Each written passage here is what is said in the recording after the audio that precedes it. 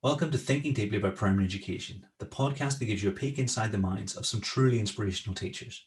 This week, I'm thrilled to welcome Adam Smith onto the podcast to talk about all things religious education. Since we recorded this episode back in February half term 2021, Adam has gone on to create the sensational Powerful Curriculum podcast, and I highly recommend you make a visit there once you've finished up here. Without further ado, let's spend some time thinking deeply about primary religious education. Cool. So we always start with our guess in numbers, and so the rules generally are, you can only answer numbers. Not that everyone sticks to those rules much. No. And so my first question is years as a teacher. 4 years. 4 years as a teacher now. Last year group taught. Year 6. I'm a year 6 teacher at the moment. Most important year group. What a horrible question. Basically, I decided on any transitional year group. So any year group moving from one key stage to another. So year 1, year 3, 6, 9, 11, 13, I guess, moving into key stage 6.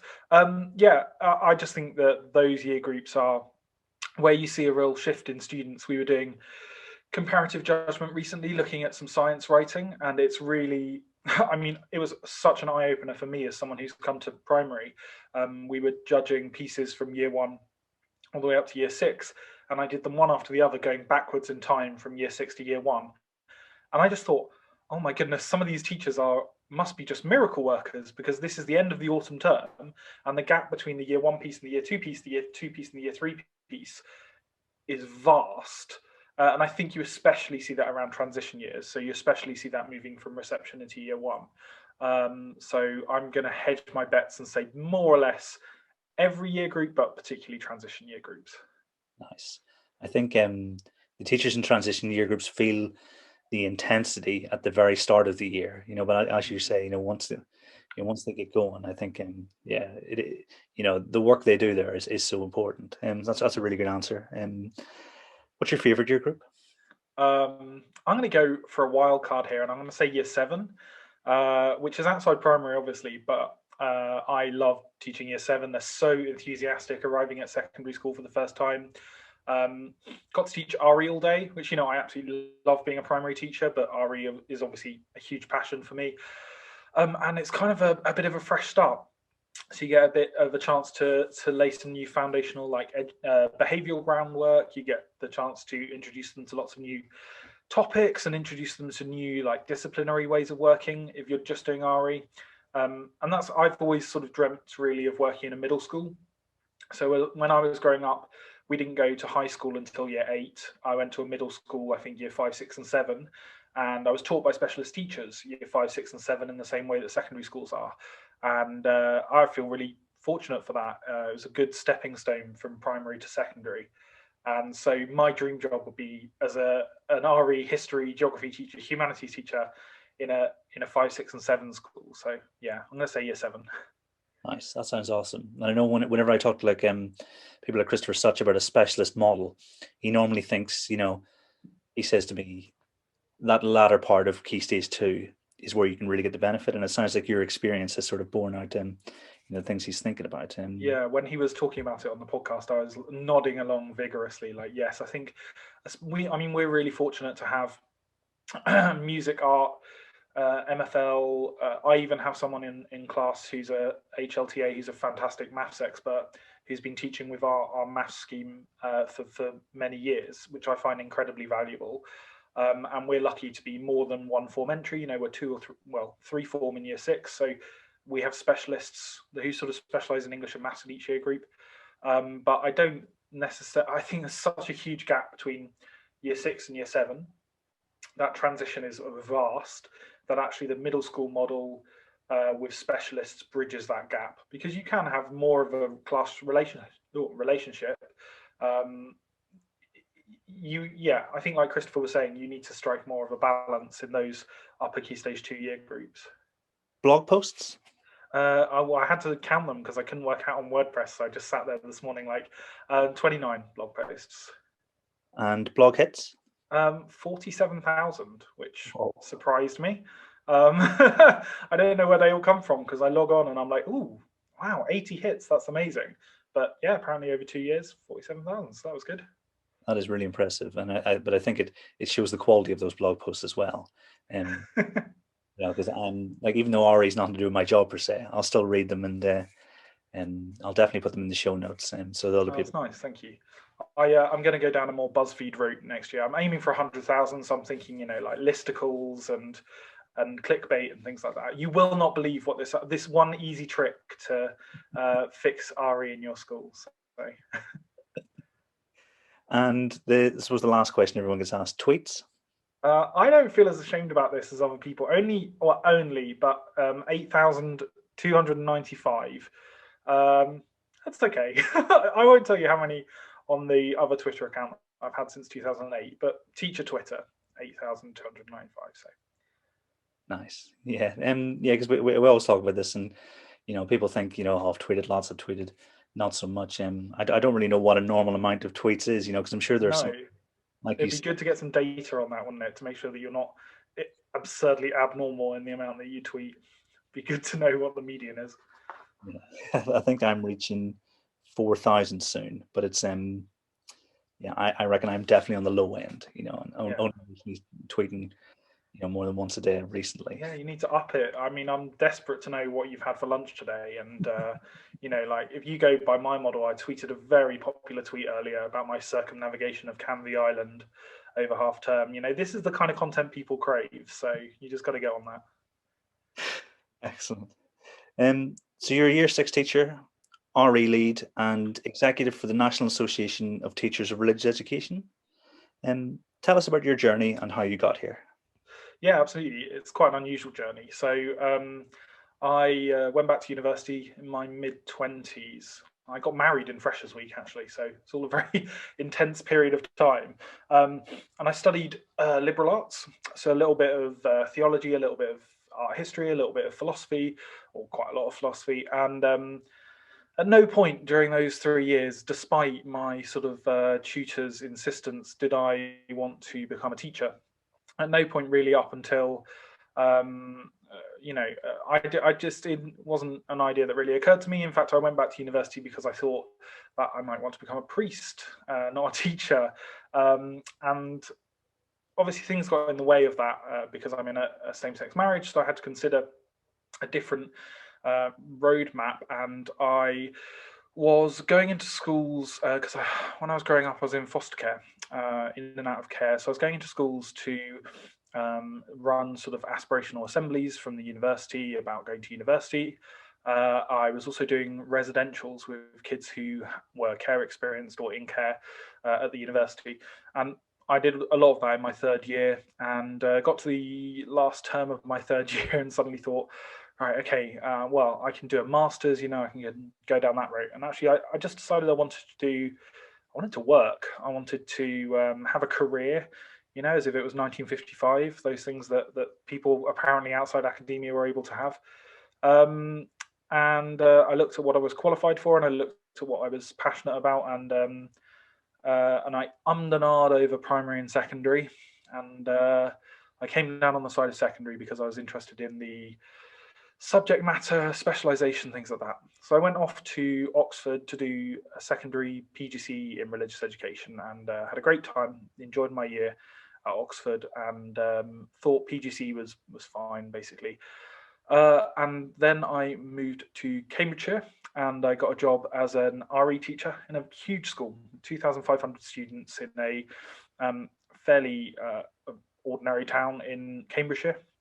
And it was fine. The school was nice. I had a very supportive head of department. I developed a sort of love for RE there, and I think that what we were doing there was pretty strong. I had I had a constant recurring existential crisis every month or two that I couldn't teach because behavior disruption, or I felt like I just didn't have the chops to do it. I wasn't built for it. I think a lot of NQTs and RQTs probably feel like that on occasion.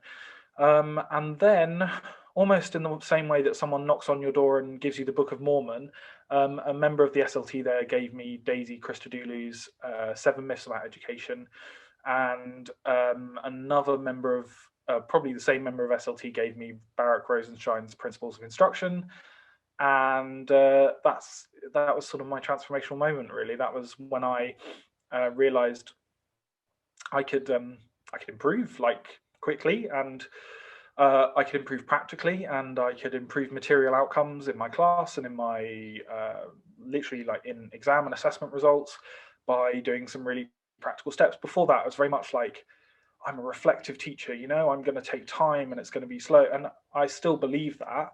But Rosenshine and Christodoulou and all the reading that came after that gave me, like Doug Lemov, for example, gave me a practical handbook for change. And then I felt that within that school, I kind of got as far as I had got in doing those practical changes. And I wanted a change of environment. I wanted to go to a school that kind of was based more fully on those principles. So I wanted to go and find a school. And actually, I think this is probably the first time I've ever said this, but it's long ago enough in the past now that I can kind of admit to it. But I went and interviewed at Michaela because I thought that's kind of where I wanted, because, that was somewhere that I wanted to go. And I looked at other schools around London and the Southeast with similar ideas, and I interviewed at a few of them. At the same time, I left my job, sort of handed in my notice at October, and it was December, and I'd put out on EduTwitter, thrown myself on the mercy of EduTwitter, desperate, maybe desperate, maybe not, but looking for something to do for 2 terms, because I thought by September, these jobs at Michaela and wherever else I was applying for, they're all September starts, and I thought I've got loads of time to explore and find out what I want to do. But I want these 2 months, think of it like a career break, and I can go and do something weird and unusual. I thought I could go and do some curriculum work because that's where my interest has always been. I could go and do cover work in a school. I could go and maybe do 2 days a week here, 3 days a week there. So I put it out there. I was really shocked. I think Neil said this as well about his career, that the response was amazing. People, at the time I probably didn't have more than 1,000 followers, but people were like offering me bits and bobs and saying, come and visit and talk to me and blah, blah, blah. And all this time has always been secondary. I'd never really considered primary since I started my PGC. And then my current head teacher messaged me on Twitter and was like, this is our school. I'd like to have you come in and talk to us and have a look around the school. I think you'd really enjoy it. And I replied, very politely, thank you so. Mostly I would reply, I'll take a look. Yeah, great, fantastic. Let me get back to you. I was like, no, thank you so much for the offer, but I'm not a primary teacher. I don't see myself in primary. I'm not naturally, I don't naturally see myself as a primary teacher. And she, fortunately for me, was persistent. So she messaged me again, probably about a week later, and said, look, okay, I think you'll love it. Here's what we've done. Actually, we just been Ofsteded under the new framework, and we came out outstanding. And here's the Ofsted report, and here's our curriculum, and here's what we're working on. We want you to come and, we feel like we've got everything in place for the other subjects we're working. We've got a clear progression for what we want to do there. But RE, it's not looking great. And I replied again saying thank you. She was like, let me call you. And I remember standing out on the bus bays after school in December. It was probably dark by then, it was about 4:30. And the last bus sort of left, and she rang me. And it was a real kind of moment of revelation, because I kind of, in that moment, I opened myself up to the idea that I could work in primary, even if it was just for 2 terms. So I went down to London and I had an interview, and I did an interview lesson where I was so excited and happy to be teaching children who were enthusiastic in year 3. And it was, such a, that I forgot to do the written task. It was just me talking about light in RE for 45 minutes or something stupid. And then we had a really great conversation about what my role could be at the school. And that was all December 2019. Well, it feels like longer away. And I started there in January 2020. Ominous soundtrack begins. And throughout my time, so I did cover work for the next 3 months. I worked on the RE curriculum. I ended up teaching quite a lot of cover, which I just loved. I had the opportunity to go into classrooms in year 1 to 6. All of the planning had been done for me. I was just picking up teachers' work. It was absolutely brilliant. So I loved doing that. I absolutely loved it. And then, of course, March happened. I was looking because it was just before World Book Day, so all these bizarre photos of us dressed up for fun having World Book Day. And little did we know what was just coming around the corner. In fact, I particularly remember World Book Day because it was pouring it down with rain, and we had a fire alarm go off.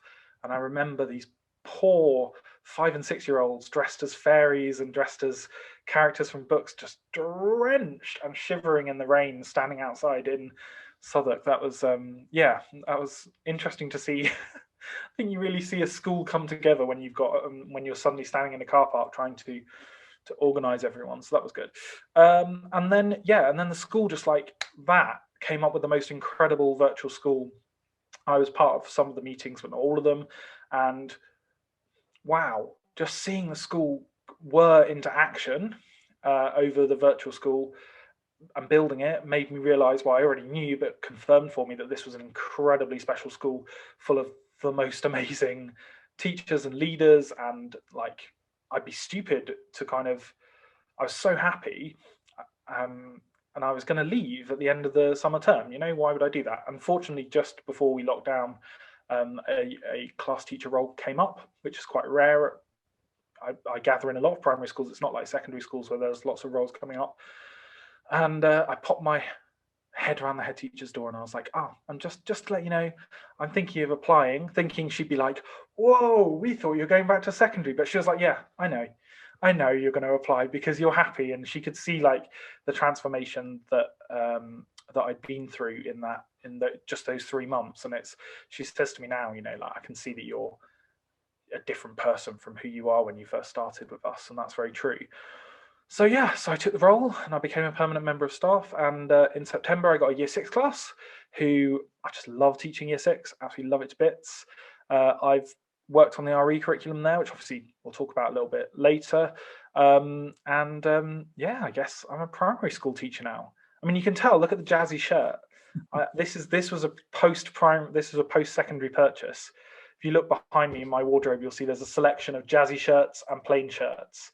And that really marks my transition from secondary to primary. Excellent. That's some sequence of events. I think, particularly in terms of, a role coming up at the time it did, because from what I can see, a lot of people are sort of almost staying in their positions or in their roles because of the uncertainty of the world around. So that's really fortunate and fantastic to hear that you're so enjoying primary so much. But what, imagine being those 2 books, you couldn't have been handed 2 better books for your professional development, because 7 Myths hasn't come up yet. But I know a lot of teachers can relate to the impact it has, because I often we talk about the thunderbolt.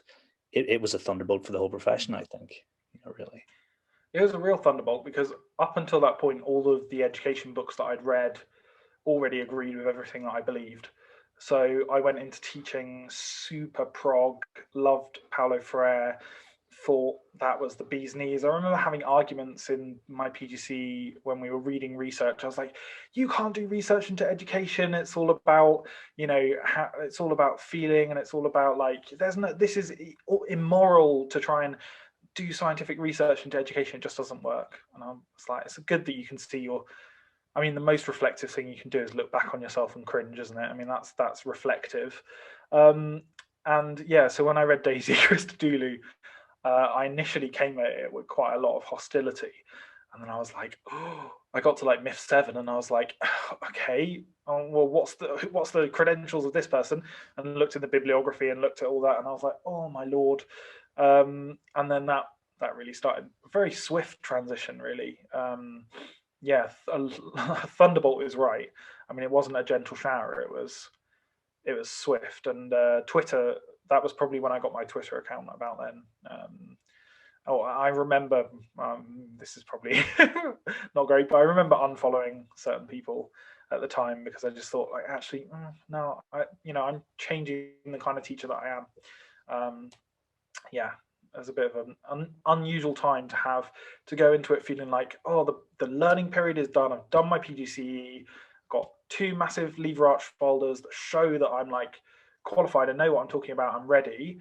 And then in your first year of teaching, for you to have everything absolutely turned upside down is quite dramatic. And possibly that was like the flapping of the butterfly's wings that led to me, being where I am now.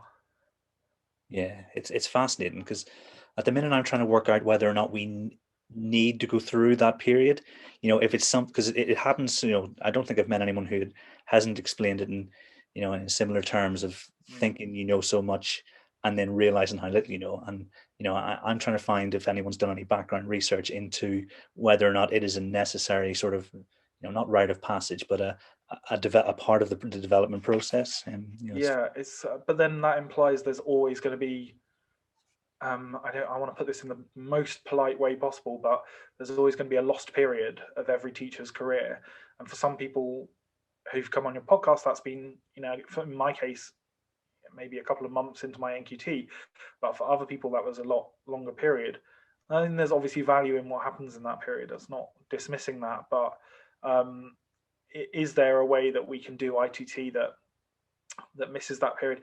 But then, it's like what I thought Neil talking about when he went to that school, the ARC school, and they put Doug Lemov in front of him, and it didn't work for him. So is that what would happen in ITT if we were giving that straight up? I mean, I guess that's where something like Teach First comes in, because they've got a completely different model of what's important in their PGs and their ITT program.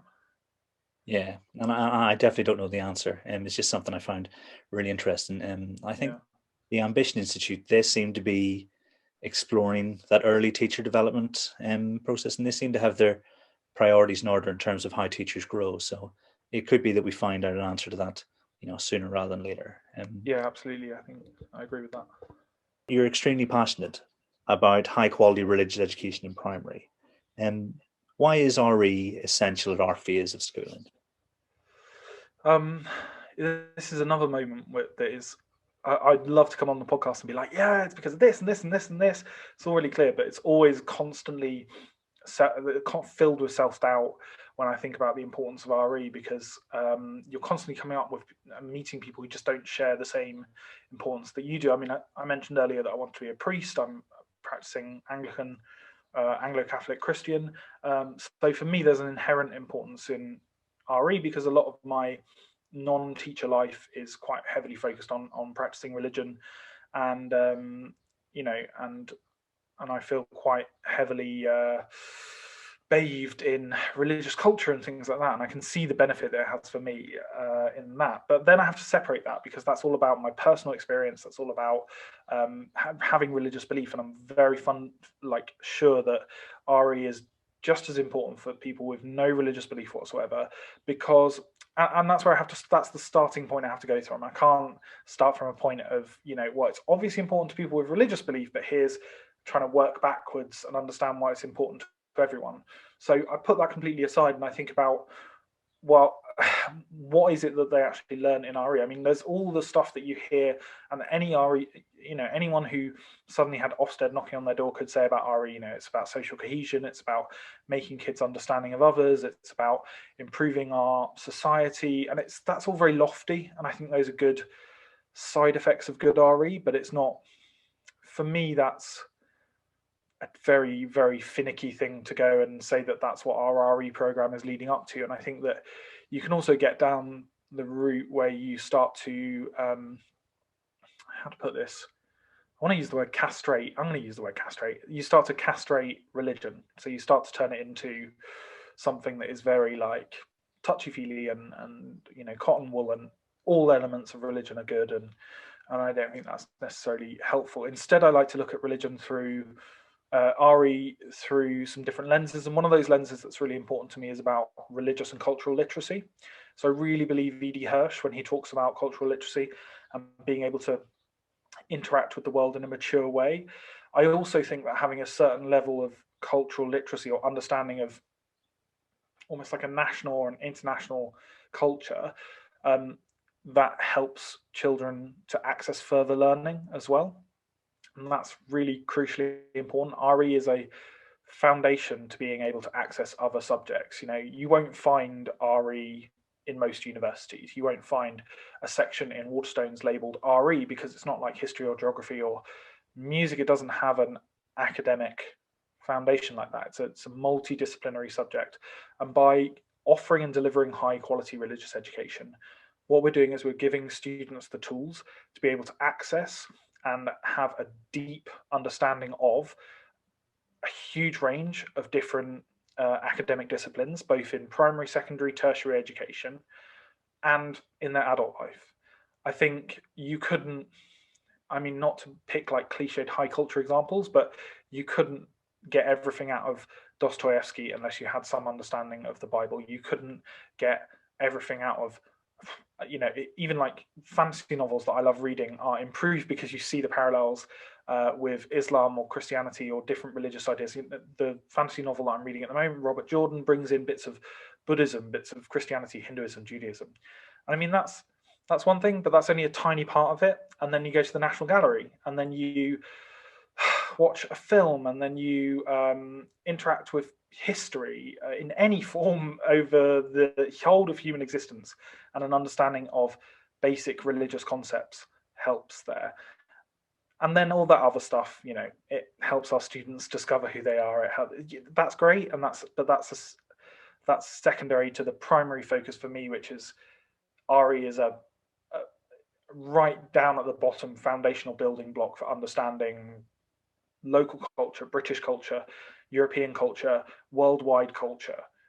That's what it is for me. That's not the clearest explanation I've ever given, and it went in about 25 different directions.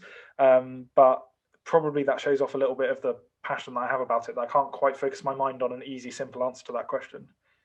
I think you've probably got the hardest one, because I've asked everyone that question on this season, but because of the emotion and the history of that everyone comes to our religion with, I think it's the hardest one to answer, like you say, objectively. I think you've done a really good job, because the way I interpret religion is it's how peoples have made sense of the world and the universe over millennia, and so it feels like you say, that makes it the basis, because almost a lot of all the rest of the stuff that we do, once we feel we understand where we are, in this in this world, then that's where the decisions come from. So I think you're spot on. I'm actually reading Dostoevsky at the moment. I think three pages at a time of Crime and Punishment. I've tried. We're actually teaching Crime and Punishment to Year 6 at the moment. We've just had them write persuasive paragraphs to Raskolnikov about whether he should kill the evil landlady or not. So that's been really fun. Surprising number of Year 6s are incredibly moral. I really thought we were going to have a lot more murderers on our hands, but I was taken aback reading 60 responses, and they were all "don't murder them." I suppose that's a relief. Do you think anyone at your school will blog about that experience? Because that sounds really interesting. Well, we've got the English coordinator in Year 6 is absolutely incredible, and this is by far the thing that I look forward to most in the year, is teaching Crime and Punishment. We don't use the original text, although I'm reading the original text at the moment, obviously, because it's Year 6. But we do use a nice version of it that's really well written, and we combine it with a really rigorous topic in geography that looks at Russia, but also Russian history and things like that. So so it's really well thought out, and it's got a good place in our curriculum. It's good. Nice. Yeah, it would be your class novel for about 7 years if you. Yeah. Okay. So we start reading Crime and Punishment in Year 1, and then we finish in Year 6, and that's our entire English curriculum. Yeah, because like I said, I have to break it down into, right, okay, if you read 3 pages, that's a success, and then you build, and you always read more. I remember feeling when I was about 20, 22, and now I've gone back and thought, this time I'm going to finish this book. Yeah. Because it is wonderful. It just takes effort, doesn't it? And if you had to condense your approach to the teaching of RE into a set of guiding principles, what would they be? Okay, and I thought about this a little bit. So I thought 3 principles. Principle 1, RE is not special. Okay, you might not expect me to say that. RE has let me be opinionated. Let me step back from, objective. Let me just give my opinion. I think RE has a stupid place in the curriculum. I think that it should be on the national curriculum.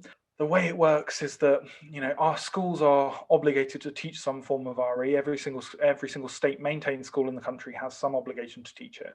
And then after that, you need a flowchart, a literal flowchart, to understand, based on the funding of your school, the type of school you are, the faith nature of your school, what kind of curriculum you have to follow: academy, free school, foundation school, voluntary aided school, faith school.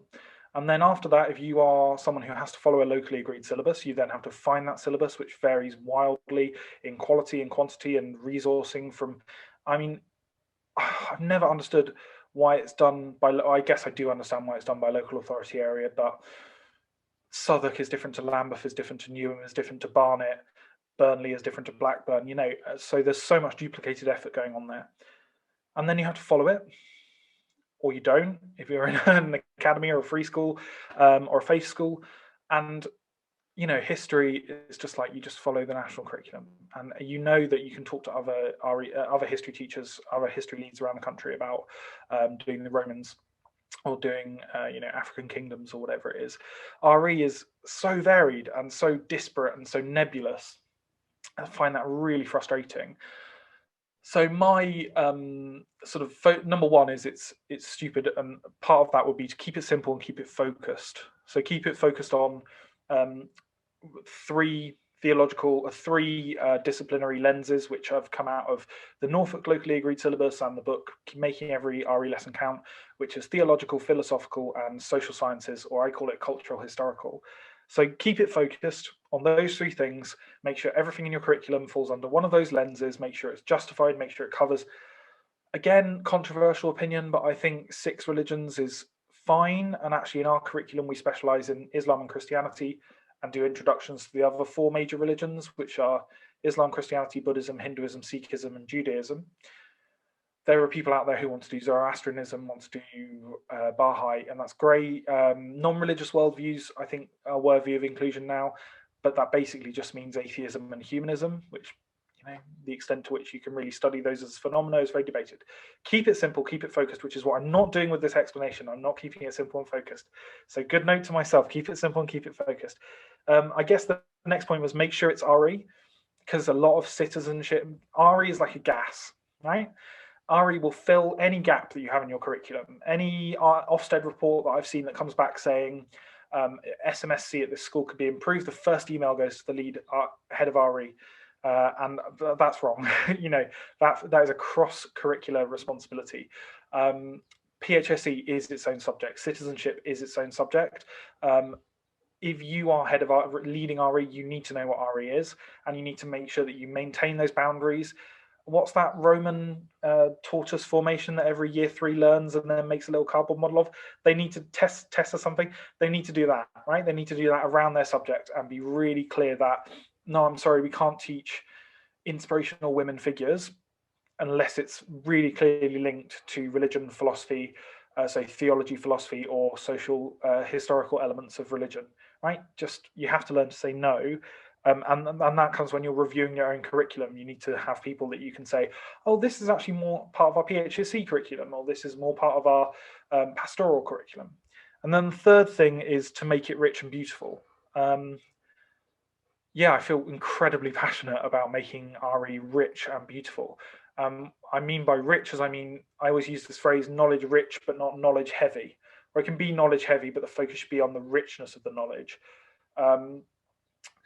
Knowledge heavy is just being able to recite a list of keywords or dates and things like that. And there's nothing wrong with that. And it's very important in many primary stages that kids know dates and kids know names and keywords. Richness is more about understanding concepts in religion and being able to apply those across different religions and across different areas of those 3 lenses. And then culturally rich and beautiful, I don't shy away from that word beautiful. I know everyone has different conceptions of beauty, but making the curriculum beautiful is crucial, whether that is in resource design, but particularly in using art and art history and architecture. So my RE curriculum is jammed full of like architectural tidbits and Renaissance paintings and Aboriginal art and Ethiopian icons and things like that, because I wrote a blog post a while ago about how I was using the most hideously illustrated cartoon of Isaac and Abraham and Isaac in year 7. And then I stepped back and I was like, well, Caravaggio, who's like my favorite artist, did this incredible painting. And I got a high-res version of that, and I stood on the board zooming in and looking at all the different parts of it. And that is a rich lesson. And students go away with that. I think it makes better connections to their long-term memory, and it improves their cultural literacy and all that.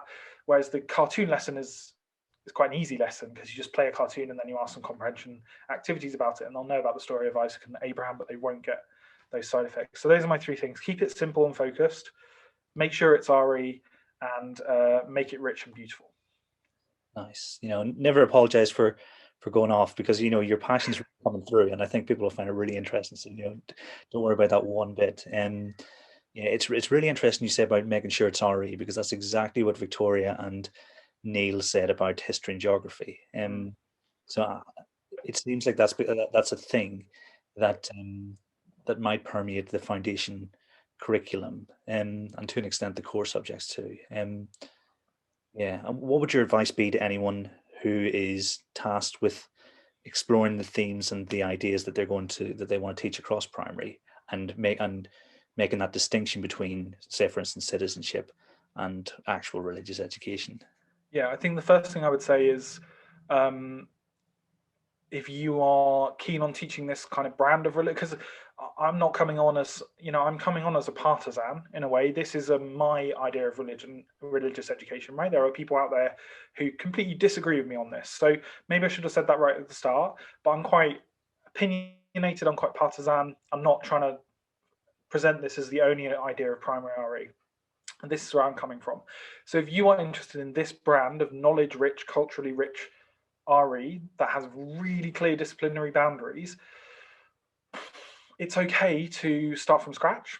It's okay to have conversations about whether your school needs to separate out RE and everything else. So maybe your school doesn't have a PHSE and citizenship lead.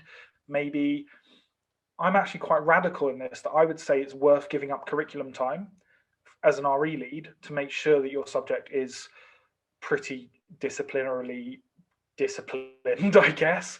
It's worth giving up half an hour and having half an hour lessons of RE and half an hour lessons of citizenship and PHSE, right? I'm totally up for that. It's worth maybe even having RE taught every other half term, if then there's going to be a clear strand of PHSE, citizenship, whatever else you want to call it, being aware of the world around you, politics, all of that can go into a different thing. Because otherwise, like I say, it's just this gas, and it will just expand. And as it expands, it loses its denseness and richness. It loses its identity. And then you really struggle to claw it back. So my advice is just be super clear about what you think religious education is. If you disagree with me, that's fine. But just be clear about how and why you disagree, and have a clear idea. Because my impression is, and it's not anyone's fault, but that RE is probably, being an RE lead is probably, you would dread a deep dive more than most, because I think some of those questions that Ofsted would ask appear on the surface to be really hard to answer for RE, but shouldn't be. They shouldn't be. I think you should be able to clearly, although I'm contradicting myself here because I've already said I'm not particularly clear at this, but you should be able to have at least quite a rigorous conversation with someone around the kind of questions that an Ofsted inspector would ask in a deep dive, about the purpose of RE and the intent and the implementation and all of that jazz. Nice. The cultural markers you mentioned as well, I think I've come to realize them the older I've gotten, and there's absolutely no way I can remember if I wasn't introduced to them during primary school. But I think if I was envisaging the RE curriculum and I had some sort of responsibility, I think I find a lot of value in that too, because it is so prevalent. And like you say, Caravaggio's representation, the House of Athens. I'm not sure it's necessarily religious painting, but it's something along those lines. We've got key historical figures, and how their relationship with the world. I'm really keen that all students are equipped to be like autodidacts. So that was quite a big deal for me. I went to school in the late 90s, early noughties, and I was in care, and I think I had a lot of leeway at school where I wasn't certainly didn't achieve to my academic potential. It was only after kind of leaving school and flunking out of university for the first time that I decided I was going to go down this autodidact route. And I remember literally being probably 19 or 20 and thinking, oh my God, sweet Lord, where do I even start? I know nothing about art, nothing about architecture, nothing about classical music, all these kind of, like, as you say, indicators or signifiers, but also I didn't know anything about, I just had no knowledge. And I set out, and I remember literally almost doing like rote learning of, like, these are the different styles of architecture, these are the different birds that you would see in a garden or by the seashore, these are what wildflowers are, these are, like, giving myself a proper little Enid Blyton 1950s education of what I imagined a culturally rich person would have. I mean, obviously that's deeply problematic when you actually dig down into the kind of things that at 19 I thought were really important. Like, why did I think that reading the Iliad was more important than reading the Bhagavad Gita? I don't know. It's because of this, that, and the other. And we, luckily, as teachers, can put a lot more thought and care and preparation into what we consider to be curricularly, yeah, why not? Let's go with curricularly worthy material. But by giving students that foundational knowledge of different religions and different philosophies of the world and different kind of like ways in which religion is sociologically important, then we can give them the base. I always think, like, talk about takeaways. Maya talks about takeaways, not Chinese or Thai, but curriculum takeaways. What do we want students to take away at the end of year 6? For me, I want them to be in a position that if they never did RE again, they went to a school, and they do exist, where RE isn't on the curriculum, illegal, but they exist, then they'd be okay. Then they'd have that foundation to go and find out more about religion when they leave school. They'd have that foundation. So that's kind of a way that I judge myself a little bit. Excellent. Yeah, that makes a lot of sense. Yeah, I think there'll be lots of people listening. Like I say, you don't have to be of the exact same mind, but I think you're really clear in terms of these are your priorities. This is what should be guiding your decision making process. Mm-hmm. Yeah, so I think that'll be really useful. And then I suppose the next one's not an easy question. In your opinion, what's the single most important aspect of religious education? Oh, I'm glad that you're asking me a difficult question, because I can say I've already answered it, because I've written down here, religious and cultural literacy, equipping students for future learning. And that's, I just can't get over that. I mean, again, I know that there are people probably screaming at their podcast saying, no, that's not what RE is about. I am a partisan. I have a clear vision in my head of what RE is about, and that's how I've encountered it. And obviously very open to, like, other people and listening to them, but maybe that's, I don't know whether that's a good thing or not. But for me, cultural and religious literacy is absolutely crucial.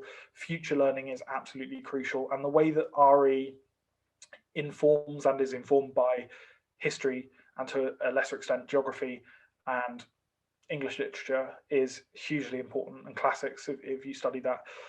When I said that RE wasn't special, I think what I really want people to think of is, when people say humanities in primary, I want them to think history, geography, and RE.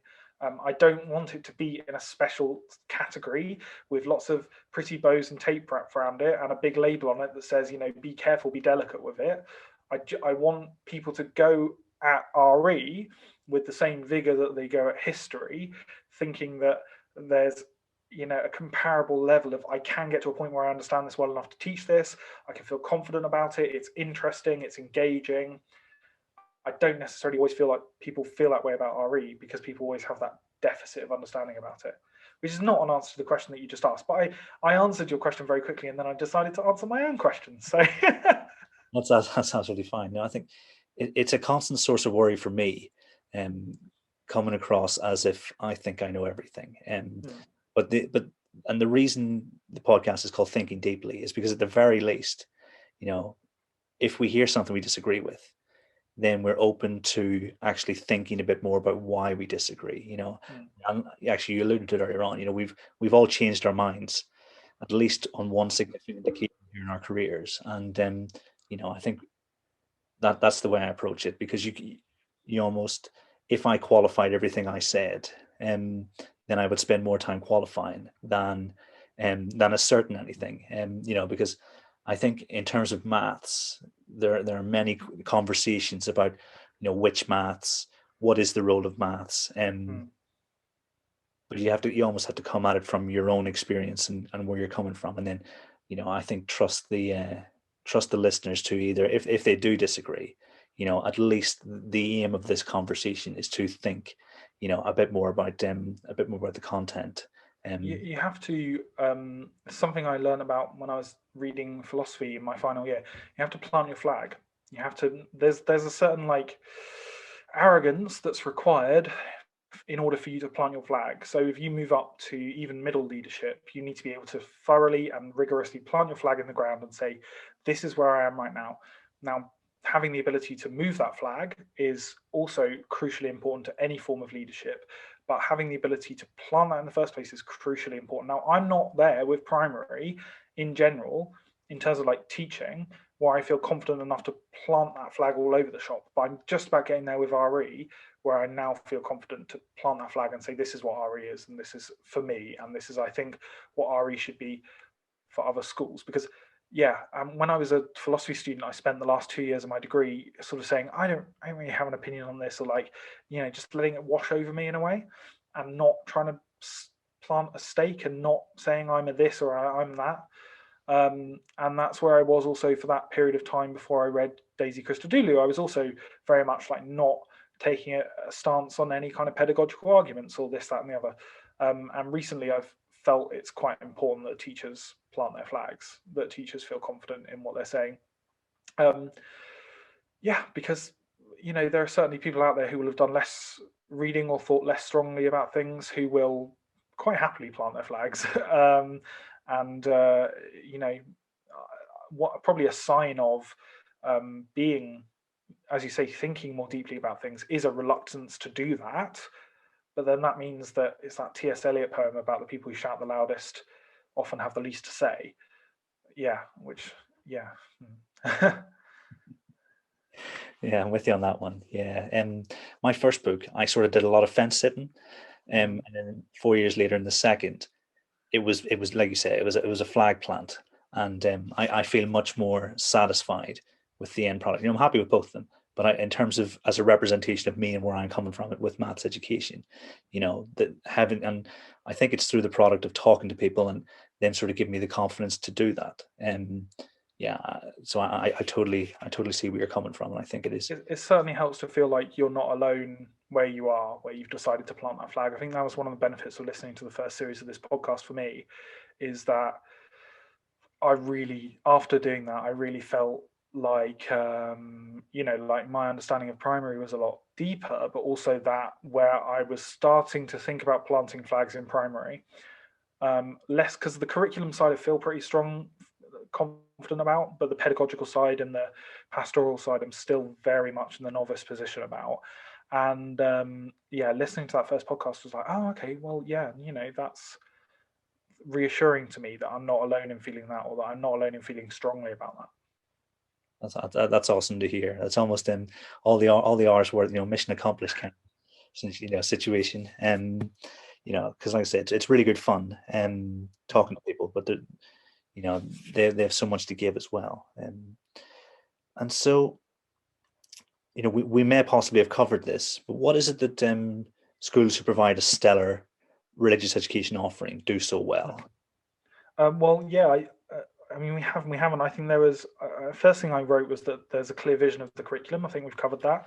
The second thing was that it's sequenced in a really coherent way, and I'm just doing that now with next year's RE curriculum. We're moving from half-termly units to termly units, and I've now written all the units, so it's a matter of sequencing them, and I'm pretty excited about that because I basically get to sit down with a load of post-it notes and make what's that?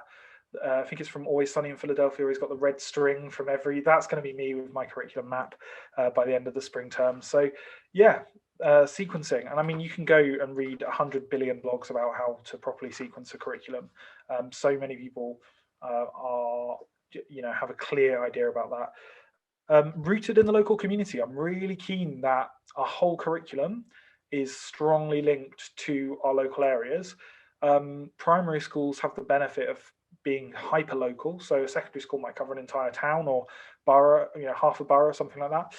But primary school is hyper local. So you can really dig down into the kind of community that you're in and reflect that in your curriculum. For us in my school, even though we're in an incredibly multicultural area in Southwark, we have a large Afro-Caribbean Christian population and a large Muslim population. So our curriculum reflects that with a focus on Islam and Christianity. I think if we were 3 miles further south, we might cover Hinduism in more depth. If we were 5 miles further north, we might cover Judaism in more depth. Also linking into the history of the local area, well, that's across the curriculum, and I think one of the great things that the history curriculum has is a local study. And if I was in charge of writing the RE national curriculum, which I can only dream of existing, as we've discussed, I would include local study in that as well.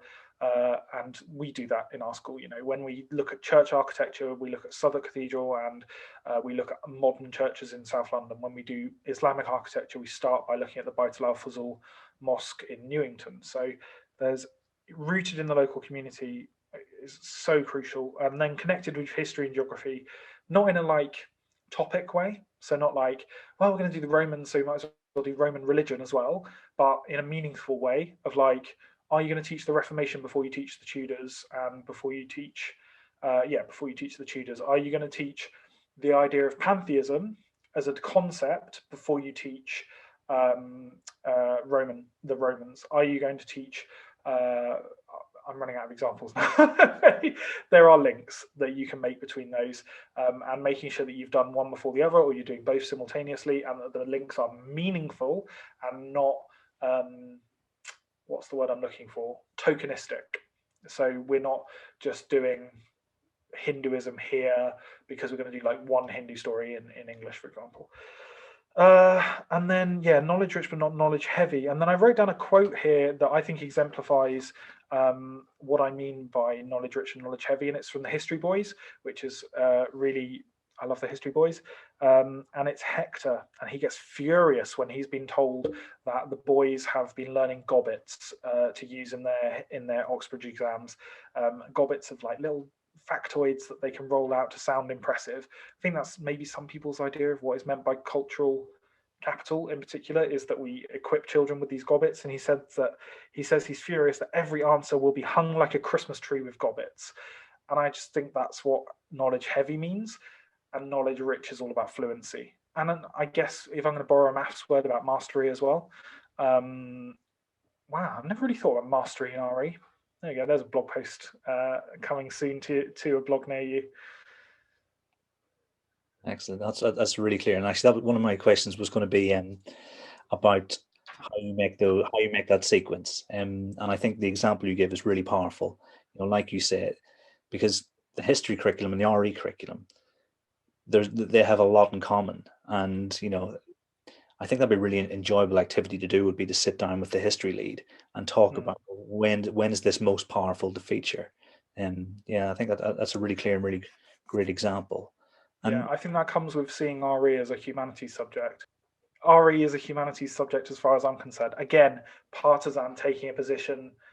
I know people disagree with me quite virulently on that, but for me, RE is a humanities subject. Yeah, it makes a lot of sense, and there are a lot of jigsaw pieces in my head, just sort of coming together.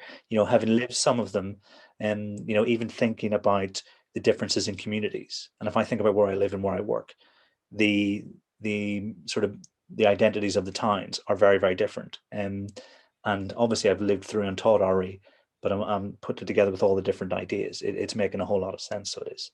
And do you think that the schools who don't manage to give such a good offering, is it just the inverse, or is there any pitfalls they fall into that listeners should try and avoid? Yeah, I think it's all about this, seeing RE as a special, delicate little baby that needs someone who knows everything about it in order to lead it confidently. That doesn't have right and wrong answers. If we're going to write AJ Smith's 7 educational myths about RE, that's myth number 1, that RE doesn't have right and wrong answers. That I think there's muddy water around the right to withdraw from RE.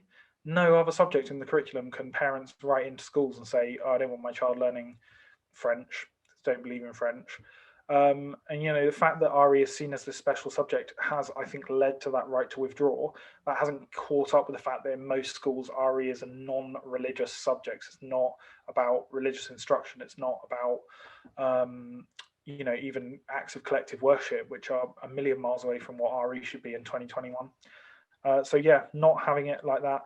I think also that this idea that it's too difficult, too sensitive to teach, you should be very wary of certain things, but then you should address that explicitly. So with year 2, I've just done an online course of 6 lessons on the Prophet Muhammad.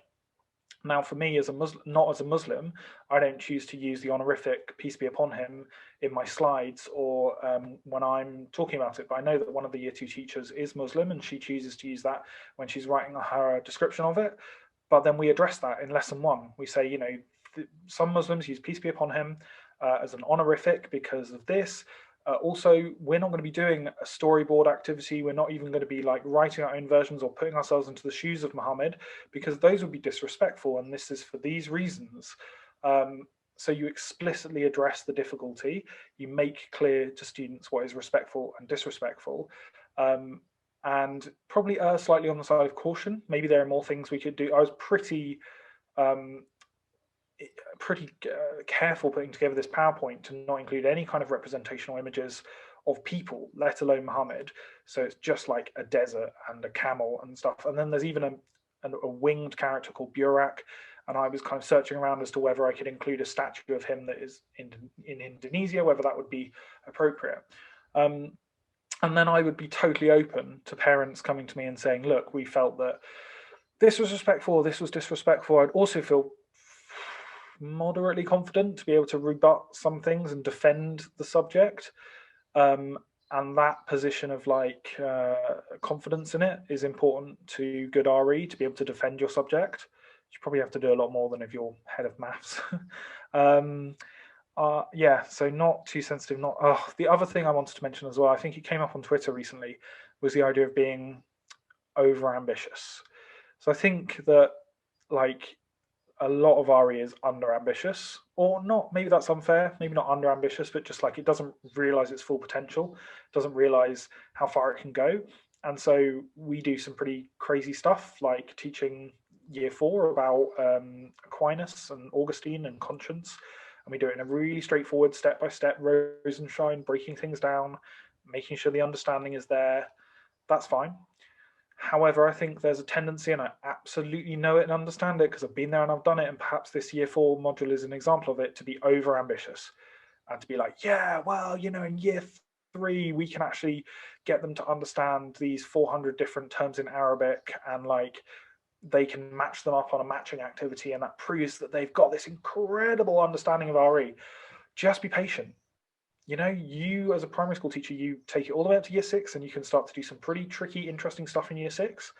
I've got this idea about essentialism, diversity and dissent in terms of how we teach religion.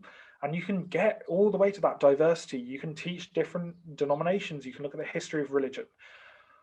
But please leave some stuff for secondary school and A-level, because, yeah, you can get a kid to talk about you can get a kid in year 4 probably to maybe just about understand act and rule utilitarianism. I mean, I think I've just about done that, but they're not going to do it again until year 12, providing they do GCSE RE and A-level RE. And arguably, I think most people can get to their deathbed without really needing to understand the finer points of act utilitarianism. Pains me to say that, but somehow people cope. I don't know how, but somehow they cope. So over-ambition can be just as dangerous as under-ambition, because then you get frustrated. You're like, last year I taught them, Hegel, and now they're in year 4 and they don't even remember it and they can't. So just stick to the basics. There's no shame in that. Religion is interesting enough. And you forget what kids don't know as well. You forget that kids in year 1 don't know what prayer is and have no concept, a lot of them, of God as a supernatural being. You can't just turn up and start talking about God.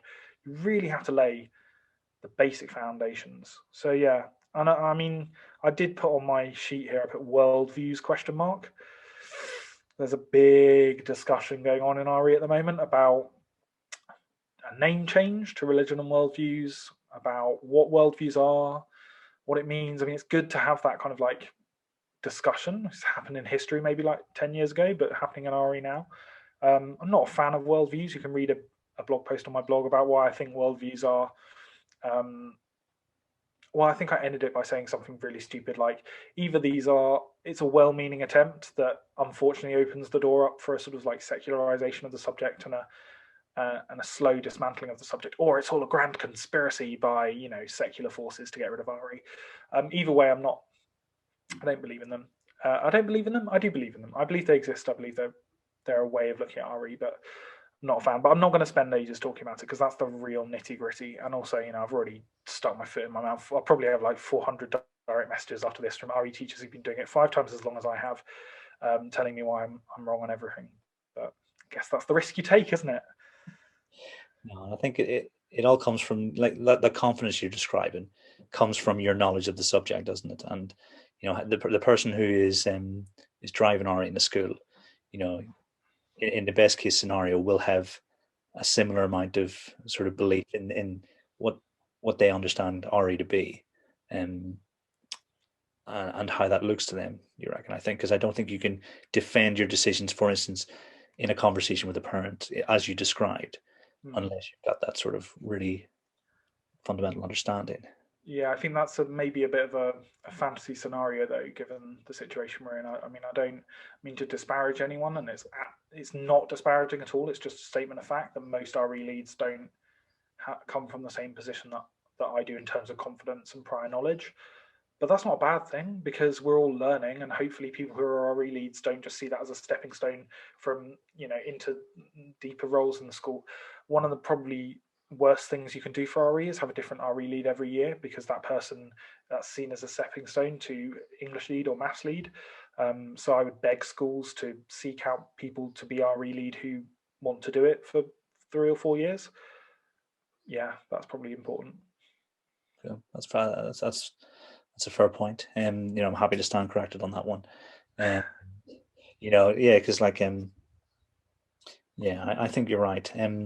I think the longer we're allowed to explore our interests in such a way, being RE coordinator for a couple of years, rather than thinking that you have to become maths coordinator or English coordinator to be a success in the school, it makes a big difference, I think. But I think in a way, like primary benefits from a very flat management structure. So I think there's nothing to say that if a school really valued RE, I don't see why someone couldn't go from being RE lead for 5 years to being SLT. I don't see why there has to be an intermediate step. If RE is seen on the same level as other foundation subjects, and foundation subjects are seen as a serious part of the curriculum, then it should be a myth that you probably need that additional step of being English or maths coordinator. But in reality, I know that's not the case. Maybe part of being RE lead is making the case for your subject and being an advocate in a way that you don't have to do in other subjects.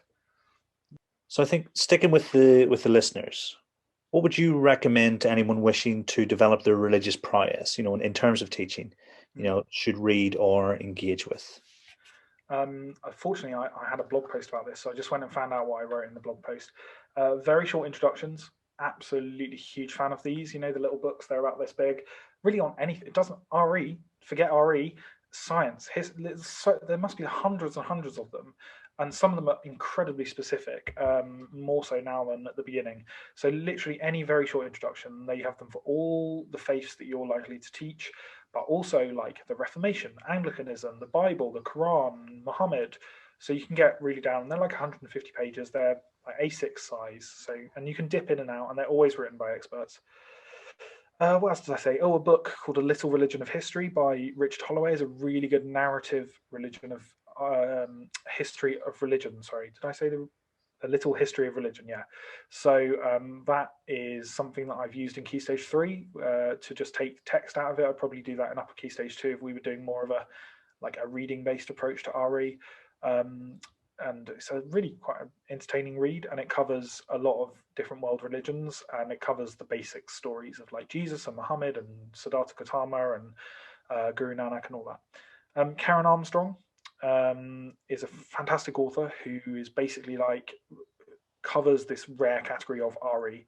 I said there wouldn't really be an RE section in a bookshop. She probably would be the only author in it necessarily, because she writes across a number of religions. So she's written books on Buddha and Muhammad and Paul, but also on Islam and God across the Abrahamic faiths and violence in religion and things.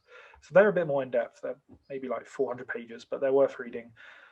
Textbooks, huge fan of textbooks, love textbooks, wish there were textbooks for primary RE. I talked about this on Twitter and got some kickback saying that RE doesn't really lend itself to textbooks. Again, that's obviously something I disagree with. I think it very much does, in the same way that history and geography do. But Key Stage 3 textbooks, the Knowing Religion series by Collins and the horrible, awful RE pun, what are they called?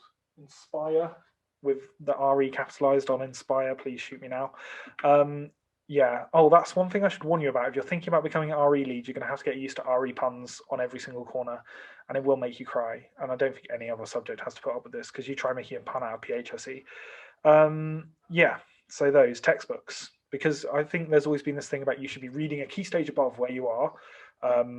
So that's great, but there's nothing, I use GCSE textbooks quite a lot, and you can usually pick them up secondhand fairly cheaply, but make sure you're using high quality ones, because RE has changed a lot in the last 10 years. I do use some older ones. I use some from like maybe 20, 30 years ago, but you dig far enough back and you get to some terms where you're like, oh, I wouldn't use that term now. I wouldn't use that anglicized spelling of this Islamic term or something like that. So be careful with RE textbooks. NATRE, yes, National Association of Teachers of RE. Join it. Get your school to pay for your membership, preferably. They publish a magazine every term, which has a section called Professional Reflections. Professional Reflections. Yes, great joke, very funny. Anyway, so, and that's sort of getting towards the quality of like the Historical Association now, in terms of like what's being written. You've got people like Richard Key, I don't know how to say his surname, but writing about disciplinary stuff. You've got all sorts of people in there writing about RE, which is great. There's a book called Reforming RE, which I don't agree with, and for me, it's got many authors. Some chapters I agree with, but a lot of it I don't. But I'm definitely going to recommend it because it's a real conversation starter. It's been really key to RE basically since it came out maybe 2 years ago, in informing a lot of conversations. And there's a great blog as well. I've obviously never been invited to write on that blog because of my fundamental disagreement with the idea of worldviews, but there are some amazing authors on that Reforming RE blog. It's a fantastic project. It's one of those things where I just admire the like rigorousness of it and how well written everything is, and I just fundamentally disagree with almost everything people have to say on the subject. So I'm definitely going to recommend that. 100 Ideas in RE by Andy Lewis. Andy Lewis is an amazing textbook writer, fantastic thinker on RE, and he wrote 100 Ideas for secondary RE, but you can pinch them all for primary. Yeah, brilliant. Love that book. And then finally, Make Every RE Lesson Count by Louise Hutton and Dawn Cox. Just came out in the last month, and it's a game changer for RE. That whole Make Every Lesson Count series is fantastic. There's obviously designed for secondary RE, but nick stuff from it. It's great. It's got all the stuff about theological, philosophical, sociological lenses in it, so it's worth buying it just for that. Sorry, that was almost like my Amazon wish list, wasn't it? That was one thing after another. So maybe don't read all of those, maybe just a few. No, that's an absolute treasure chest of resources to go to. And to be honest, I'll be listening back and buying some of the the books for myself, thinking actually, yeah, that sounds really interesting. What I really liked was the point about reading stuff even though you disagreed with it. Because I always say, don't necessarily follow people you disagree with, because there's not much to be gained from the same circular arguments on social media, but definitely read to hear what the other arguments are, because you never know when you might change your mind. So I think that was complete. I love that sentiment. I've never thought of that before, but it's so true. I don't follow many people I disagree with, because what can you do in 280 characters but fall out with people, block people, get upset on Twitter? I'm not really into that. Move past that point in my life now. But absolutely read stuff you disagree with. I mean, whether that's in RE or whatever it is in, I think it's worth doing. and obviously you're going to find out that what people write in a 150-page book is a lot more nuanced than what they say on Twitter. And you're going to find out a lot of your disagreements with people dissolve or become less, confrontational, less of a dichotomy. So I completely agree with that. It's absolutely crucial to every teacher to read and engage with the things they disagree with. But it doesn't mean you have to follow people you disagree with on Twitter. Also, there are just some people out there who are just bad actors, bad faith people who publish bad research. And, I think that's part of planting your flag as well, is admitting that not everyone is. Some people are just antagonists, and then there are antagonists on my side and there are antagonists on their side. It's not unique to, it's not like my guys are all the good guys and their guys are all the bad guys. But yeah, it's a minefield. I always feel such a double-edged sword saying to people, you should get on Edu Twitter. Ooh, I don't know. Yeah, I think a healthy mute block relationship with Twitter is probably the best way. But I think it's good. I find that having a list of words that you are muted, you can still see them if you choose to. I was reading something today and I was like, what word have I muted that is in this? And it had the word woke in it. And I muted the word woke because I just don't need to read people's opinions about how woke teachers are or how unwoke they are. So mute. My mute word list is probably like 200 words long at this point. Yeah. In thinking deeply about primary mathematics, I even say I don't mind if you block me, because it's your mental health at the end of the day. You have to look at. If you're getting really stressed about what someone says on social media, then you're not getting the goodness, because there's so much goodness out there.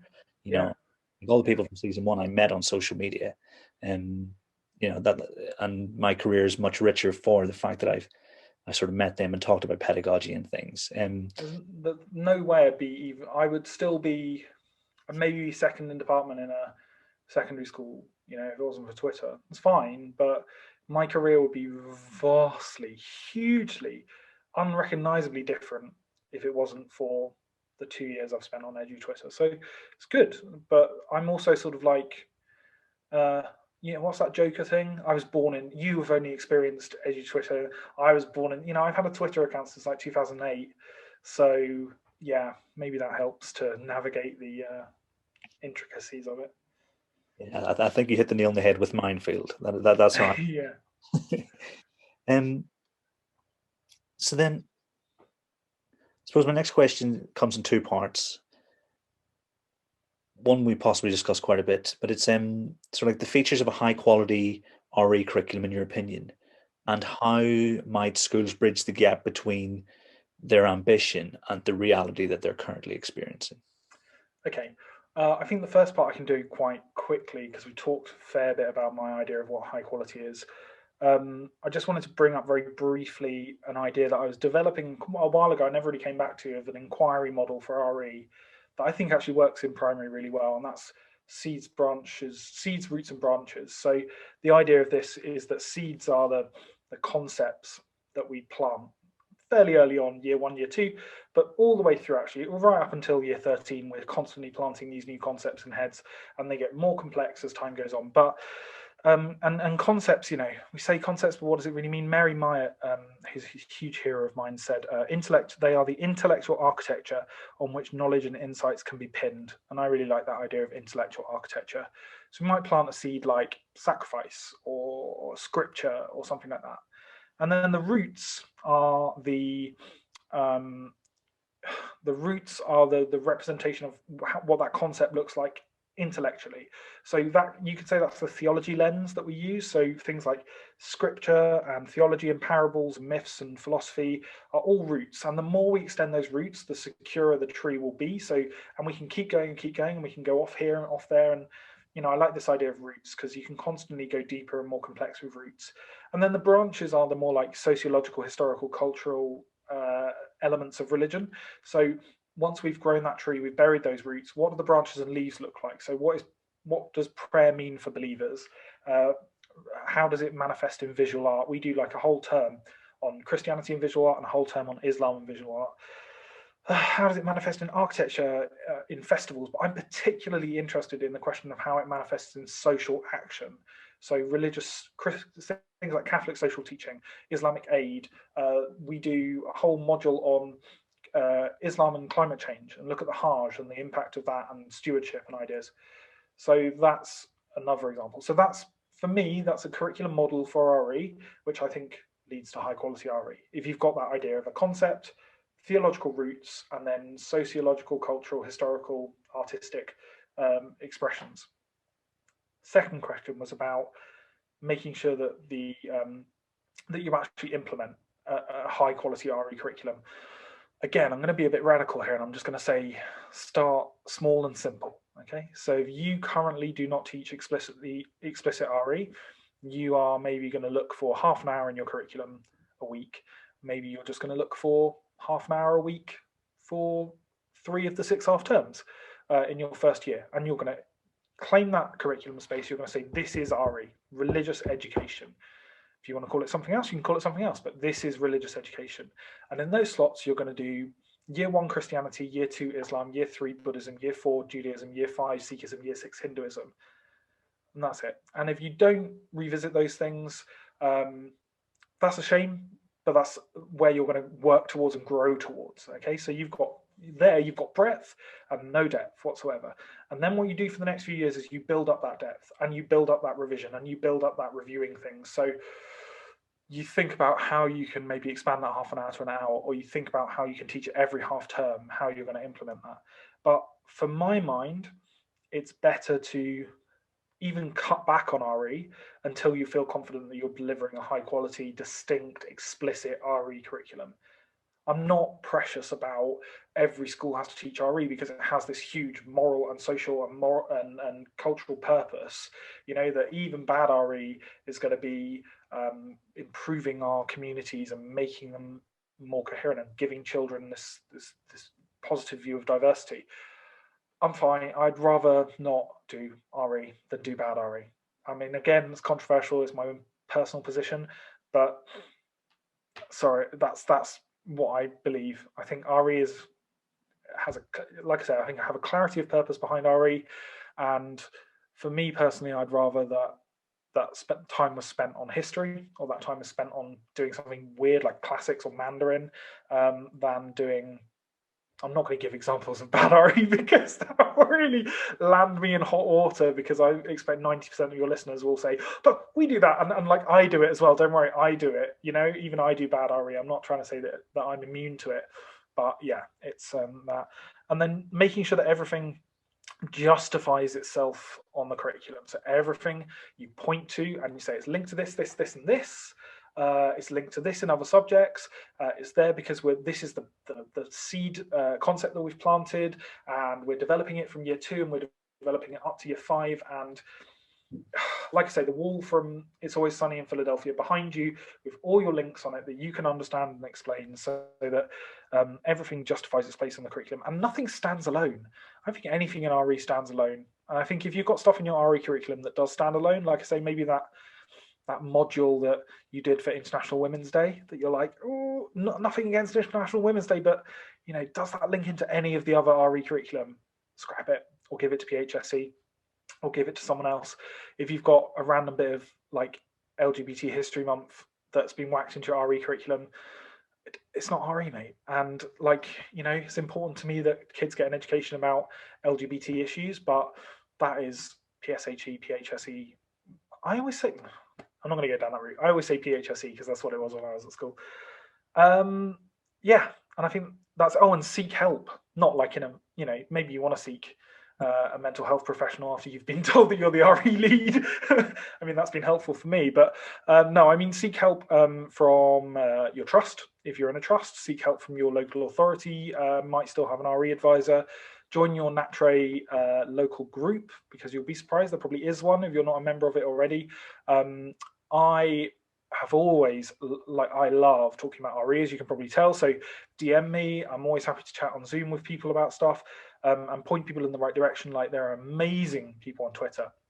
If you look at a lady called Katie Gooch, she regularly posts in reply to people a whole list of primary RE people on Twitter. So seek some help with your curriculum, because there's not a book that I can recommend yet. That's just like a really simple, straightforward guide, in a way that some of the guides I've written for other curriculum areas exist. Yeah, I think everything we're talking about is tying together nicely because, you know, as you describe the way for a school that actually thinks, well, we need to improve our RE offering, just like your current school did a couple of years ago. And they need to set out an extended period of time and say, right, okay, we're going to improve. We're going to have a subject lead in there who's going to do it piece by piece. And then in a couple of years' time, we will have the product that we, you know, the offering that we hope our kids have. So, you know, I can see links between everything you're saying here. So then, and really nice point you've just finished on, because obviously recently, and the timing couldn't have been any better, because I think we were in the middle of a conversation and possibly the next day, John Kett announced that, and I'll make sure I get the name right, Powerful RE, a step-by-step guide to planning, implementing and teaching knowledge-rich primary RE will be published later in 2021. And every time someone talks about a book, I ask them the same question. Why does the world need this book? Yes. I think, fortunately, I've got a really clear answer to that question, and that's because this book doesn't exist yet. There are a couple of guides to primary RE on the market, which, and I can't be clear enough about this because I think it's such a big qualifier to everything I say. I have a position in this debate in RE, right? I've taken this position of believing in academically rigorous, knowledge-rich RE. The other books that are out there on the market take a different position to that. You know, and it tends to be called creative RE, although one of the chapters in my book is about why we need to keep the creativity but leave the soft touch behind. But they do not, that's not my vision of RE, and I wouldn't recommend someone to read those books, although again, like you say, like I have read them because I like to read things I disagree with. So that's why it exists, because I went on Amazon and I searched primary RE, and I went on John Catt and I searched primary RE, and nothing came up. And often people, you know, people never did this when I was a secondary teacher, because I think there's so many secondary RE, because of the way that specialism works in secondary, people message me all the time wanting to talk about primary RE. I love talking about primary RE, but I would love even more to be able to post a link to a book, be like, read this book. So I can do that a little bit with Make Every RE Lesson Count, but with the qualifier that it's for secondary, or with Andy Lewis's book with the qualifier that it's for secondary. And so I just got to the point where I was like, I just want to write the book that I wish existed. And so that's what I'm doing. And I'm not, I feel so I didn't necessarily know that John Catt were going to tweet that the book was coming. They did ask me beforehand and I said it's fine. But my impression was that there was going to be a long period where I would be writing this book and putting feelers out about this book and kind of laying the ground for this book and telling everyone I possibly could in earshot that I am not an expert in primary RE, that I am not, okay, with a big capital NOT, not claiming a position of like unique expertise, that I have all the answers. The whole purpose of this book is like, already some of your guests have been annoyed by me because I've messaged them saying, I have a list of questions for you. I want to include a mini interview with you in the book, like Elliot Morgan talking about task design, right? Because he is amazing on task design. So I'm just going to steal his expertise and whack it in the book. Mary Meyer, stealing her expertise, whacking it in the book. Hundreds of, hopefully, people will have their expertise distilled and put through this frame of like how it relates to RE. That maybe is where my expertise lies, is in being able to parse like general ideas into the more specific idea of primary RE. And I guess I have the expertise. You can't see air quotes on the audio version. I'm doing air quotes. Watch the video version if you want to see me doing air quotes. The expertise of having actually written a year 1 to 6 curriculum, but also having made mistakes across the board, having gone to like a lot of it I've ended up teaching myself because I teach all of our virtual school RE, and being like, oh, year 1 are doing what? I wrote this 6 weeks ago and I was an idiot. And like, you know, so what can I say? I mean, I guess when you say I'm writing a book, you take a certain position of expertise, don't you? But I'm horrified by the idea that there are all these people out there seeing, oh, he's writing a book, 4 years. He's been a teacher for 4 years and he's writing a book. Really like massive, huge imposter syndrome about it. But like I say, you have to plant your flag. You have to do your thing. I've always wanted to write a book.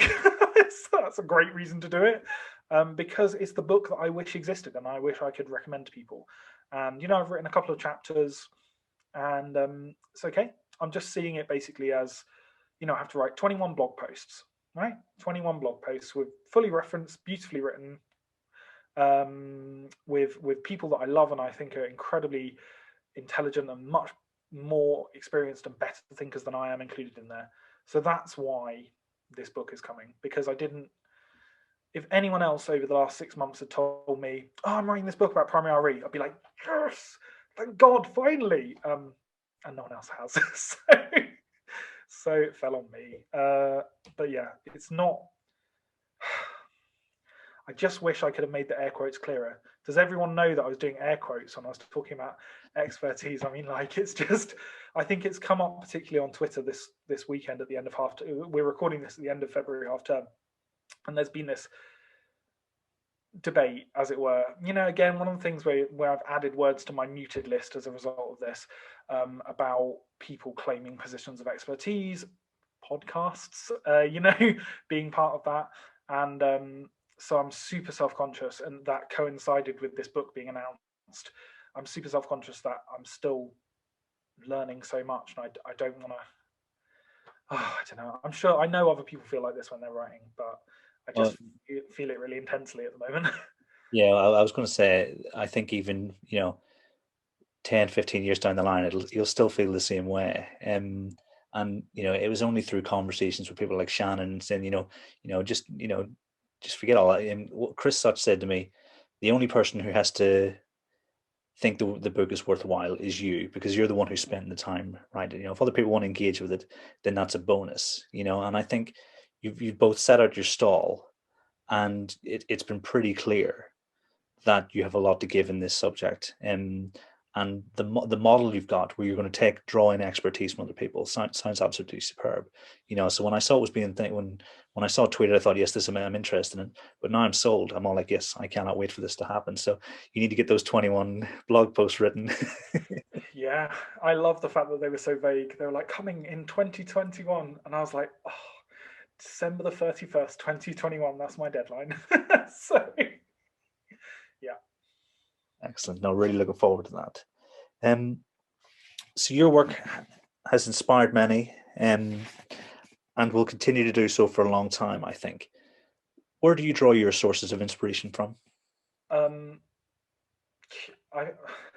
I wrote lists, right? And I know I've done a lot of lists, and this is kind of boring, but I thought about just people who've been like really important to my journey. And so it kind of divided it into two categories, and those are people who have a clear vision. And I think even just assessing myself and how I've talked over the last however long it's been, I think you can see that I have a clear vision for what are full of self-doubt, full of questioning, full of wanting to learn, but I do have quite a clear vision of what I think RE is and what place it should take in the curriculum.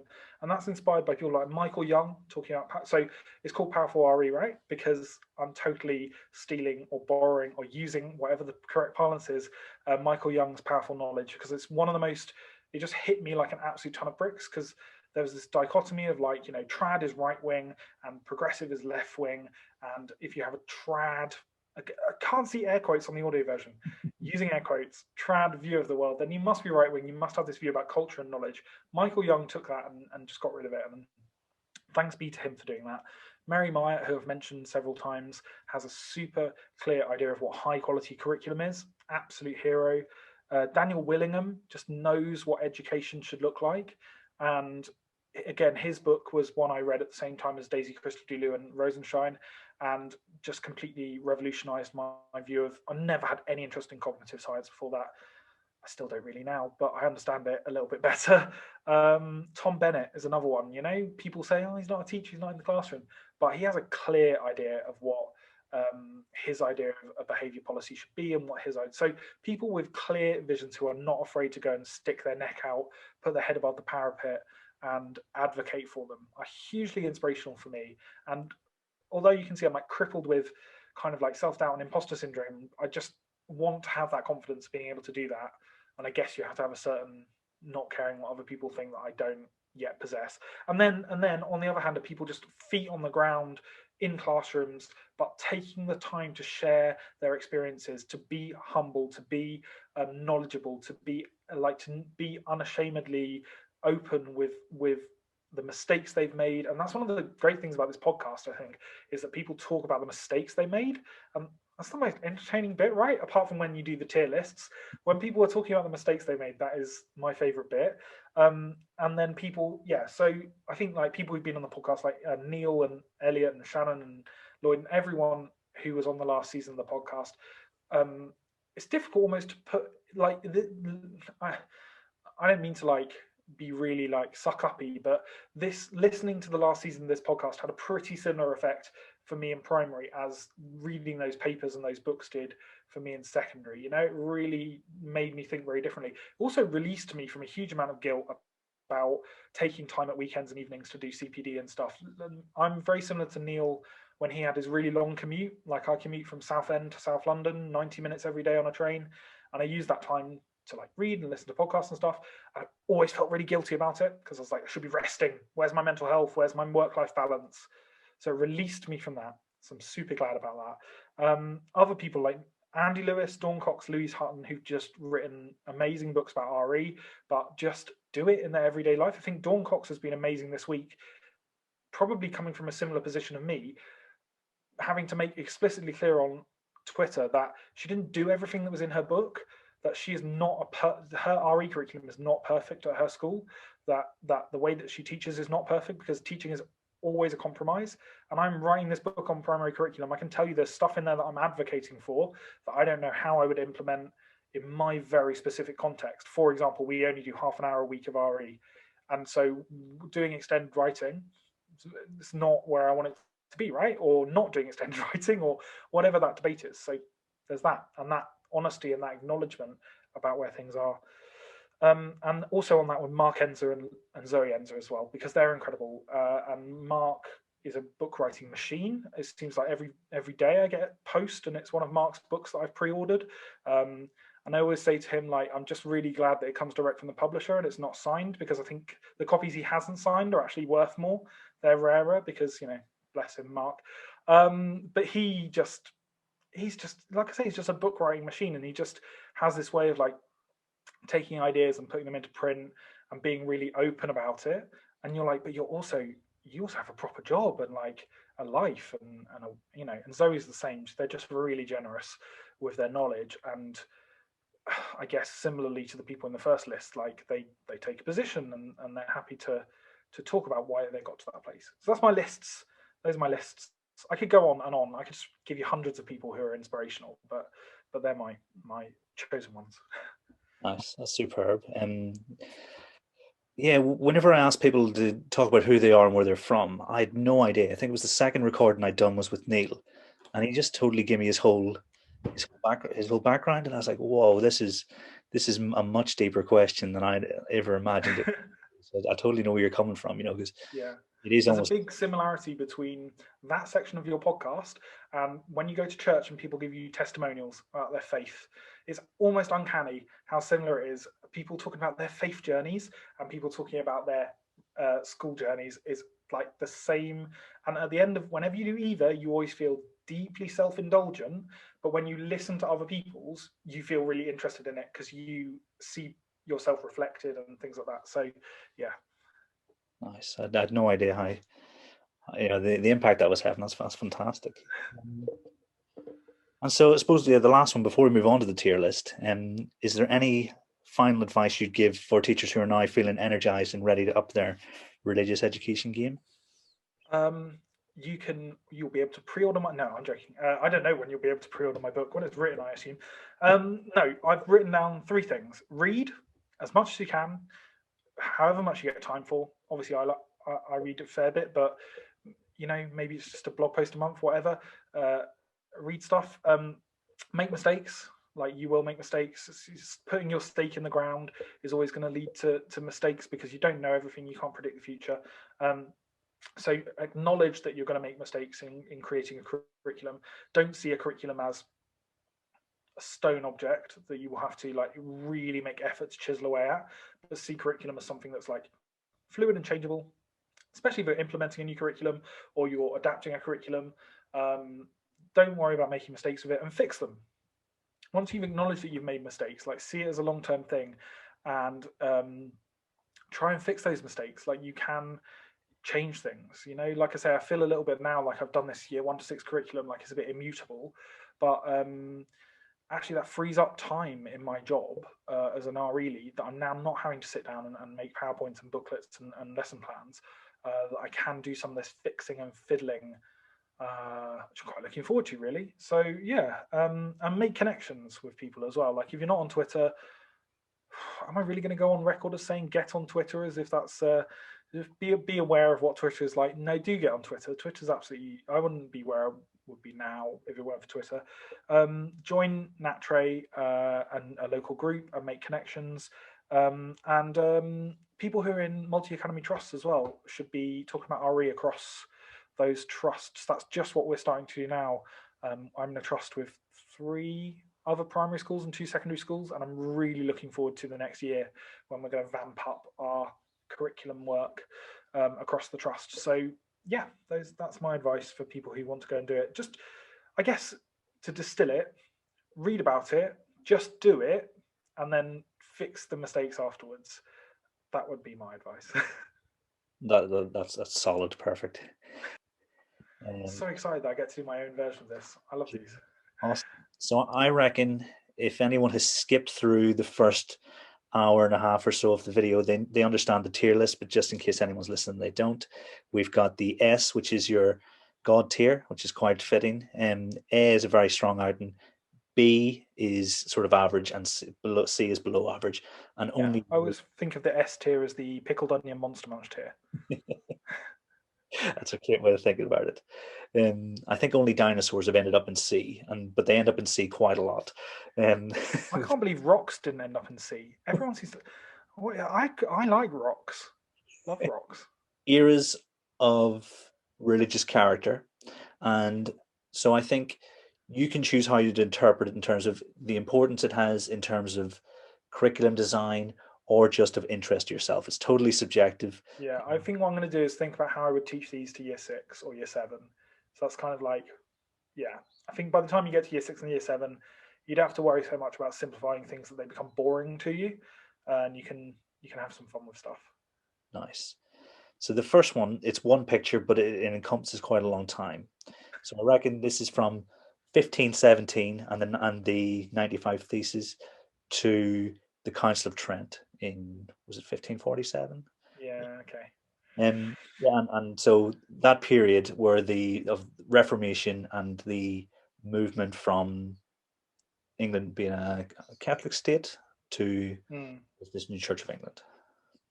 I think this is, personally speaking, this is where a real interest in alternate history exists for me. So the idea that Henry VIII never split from Rome, I could think about that for I just love the idea of thinking about what if Britain was still a Catholic country. So that's a real interest. But we don't really get to do that enough in history. We don't get to explore alternate histories in school, which I think is a shame, because I think it's an interesting little fun way to play with knowledge. Personally, not massively interested in the Tudors. My interest in history starts, well, I've got a real interest in like Anglo-Saxons, but 17th century, absolutely my bag. Love the 17th century. 16th century, I'll totally take it or leave it. So I'm going to go B for the Tudors and all that jazz. I also think that talking endlessly about whether Henry VIII was a good guy or not is getting incredibly boring now, and not a particularly good way of doing history. Excellent. Would it have been any different if it had just been Martin Luther? Yeah, if we would. So I've just done teaching the Reformation to year 6, and I don't know. I kind of like the cartoonish version of Martin Luther as this like grumpy ascetic monk who just couldn't bear what was going on. But I also like more contemporary accounts of Martin Luther as someone who just like got caught up in events and wasn't like this prophetic figure that some people make him out to be. I think you can tell some of my like latent Catholicism coming through in how I think about Luther. But yeah, if it was just the Reformation, yes, but including all that stuff about wives, and I'm trying to read Wolf Hall. Oh my lord! I mean, I love a big, thick, hefty historical novel, but it just isn't my period. Nice. Cool. So then the next one is the Golden Age of Islam. Okay, love the golden age of Islam. Love it. Islam and religion and science is totally underdone at Key Stage 2. If you're going to teach religion and science, you just golden age of Islam all day long. The philosophy of it, the social political history of it. So at the moment we do a whole year 6 half term on Jerusalem, and we look at it through Christian, Jewish, and Muslim lenses. And I would love to do the same thing for Baghdad, but there's not space on the curriculum for it. But yeah, love the Islamic Golden Age, absolutely. I wish I got to teach more of it. I wrote some booklets for another school for year 9, and I did like 2 or 3 lessons on it. And I just love doing all the reading around it. So yeah, Islamic Golden Age is great. Also, like, completely, if you're talking about decolonizing the curriculum, then I think the Islamic Golden Age has to have a place in there, because it's a perfect example of non-Western philosophies, non-Western development. I think there's some dodgy narrative around how it ended, and I'm kind of almost like the same in the Dark Ages of, like, we had the Light Ages and now we've got the Dark Ages, and after the Islamic Golden Age everything went dark and religion took over, and but up until that point it's very good. So I'm going to go, or I have to decide, don't I, S tier for Islamic Golden Age. Excellent. I've just started a book called The Silk Roads. Oh yes, yeah. He starts off by saying, there's an issue with the Western narrative, that's building towards this the rise of Europe. It'd be interesting to see if he addresses that bit in particular. I'm not sure. I think there's the Silk Roads is one of those books that in the last couple of years has really lit history Twitter alight, and there's so much, especially Key Stage 3 history work associated with it. There's honestly, one of the most beautiful books I own is the illustrated children's version. I don't know if you've seen that, but I basically just want to photocopy every single page and do a lesson on it. It's stunning and it's so good. So love the Silk Roads. Yeah, it's a great book. I think Matt Swain has that book. He showed me that book. It looks fantastic. It's really nice.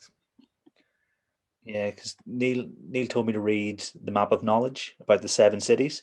Okay, yeah. At the end of last year, and since then, every second book has been about that sort of period and alternative interpretations of, because that's my go-to for audiobooks. So I read like fantasy novels on my Kindle, and then my audiobooks are always like hefty. Like what was his name? Tom's did the history of the English or something like that. It's like 1,000 pages, but when you've got a 90-minute commute and then another like half an hour walk to school from Fenchurch Street, you can do that kind of thing. You can rack up those minutes on Audible. Nice. Yeah, get your subscriptions worth. The next one is the Second Vatican Council. Oh wow, that's a great choice. I did not expect to see that making an appearance here. So that's probably my God, I would love to teach about the Second Vatican Council, but if you are going to teach about that in year 6 or year 7, you have to lay so much groundwork. You're going to have if you're in a Catholic school, you could probably do it, but you would probably have had to spend a solid year doing Christianity. You have to do Catholic social teaching, Protestantism, Reformation, liturgy, ritual, traditional forms of, the Latin Mass. Wow. I never thought of teaching that in primary. I personally love it, find it endlessly interesting.